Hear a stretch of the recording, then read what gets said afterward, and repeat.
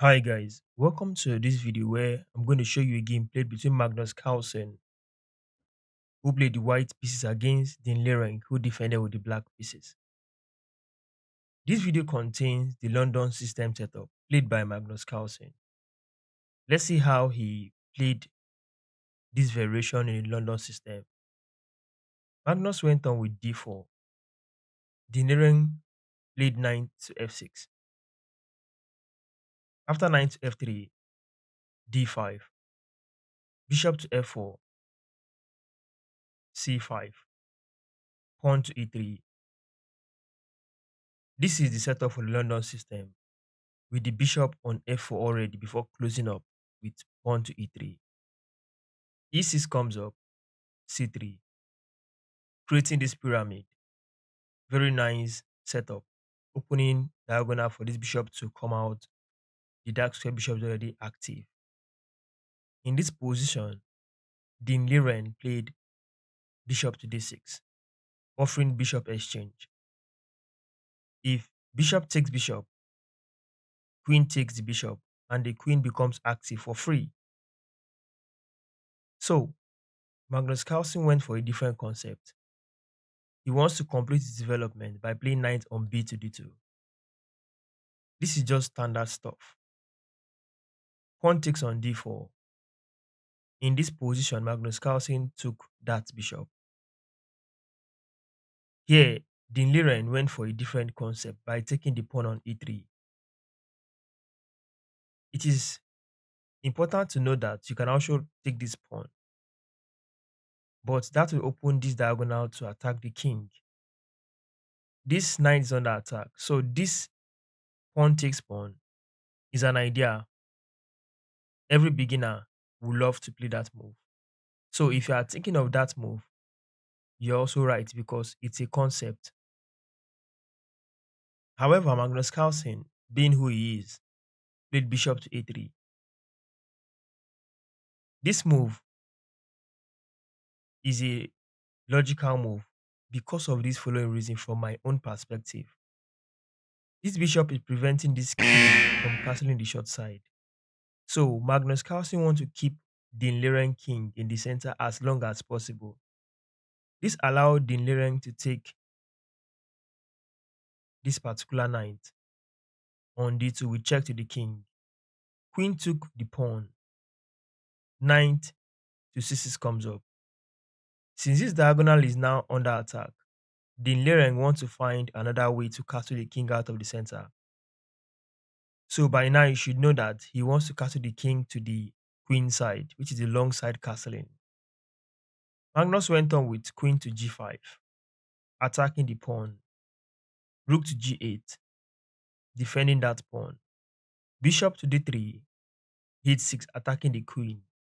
Queen to e3, queen to safety right, then queen to b6. In this position, Liren wants to offer queen exchange.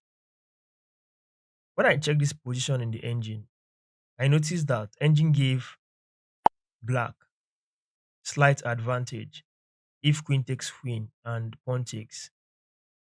This bishop is kindly out of this game at the moment, although he's doing a very good job, but as at now, we can say this game is in the middle game. So we need the bishop to be very active than this. For it to be at the side of the board, it is inactive. So hence, maybe that is why the engine analysis favors black.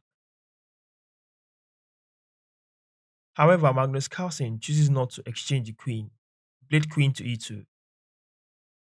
Bishop to d7. Magnus castled his king to save to the short side. Liren castled the long side. Whenever you see opposite side castling, there should be an attack. Secondly, it's about he who gets to the king faster wins with a stronger initiative. So, what did Magnus Carlsen do here? Magnus Carlsen went for pawn to b4. He started pawn storm towards the castled king in the queen side. King to b8, b5. Knight to a5, knight to e6. going after this pawn. Bishop to e8 defends that pawn. Bishop to b4. Rook to c8, a4. This support in opening this file for the rook to come into the game. Then also the pawn on a4 now defends the pawn on b5. Knight to e4 comes up. Knight to e4, from my own perspective, is a way for the Liren to give back a pawn he took in the second or third move earlier in the opening. However, if Magnus did not respond to this knight move, the rook and the knight attacks this particular c3 pawn. So there might be another pawn captured by black in this position. So Magnus Carlsen saw the need to eliminate the knight. So pawn took, queen takes pawn. The Liren played pawn to f6, attacking that knight. As a beginner, the urge to remove the knight would come instantly. However, Magnus Carlsen spots a greater threat. Instead of taking the knight away, he played queen to h7, going after the rook. The Liren played knight to b3, attacking the rook. Queen takes rook on g8, knight takes the rook on a1. You can pause this video from here and try to look for that beautiful move Magnus Carlsen played later that made the Liren resign. However, if you see queen takes the bishop, you are absolutely correct because that's exactly what Magnus Carlsen played. The Liren resigned this game on move 24. This is a possible continuation. Rook takes the queen. Knight hops to d7 with check to the king, attacking the king and the queen simultaneously. If the king move, knight takes the queen. If king takes the knight, rook takes. Black is down a lot of materials. Against Magnus Carlsen, this is a winning position and this is a winning endgame. Thank you for watching this video. If you've enjoyed this video, do not forget to subscribe to my channel for more.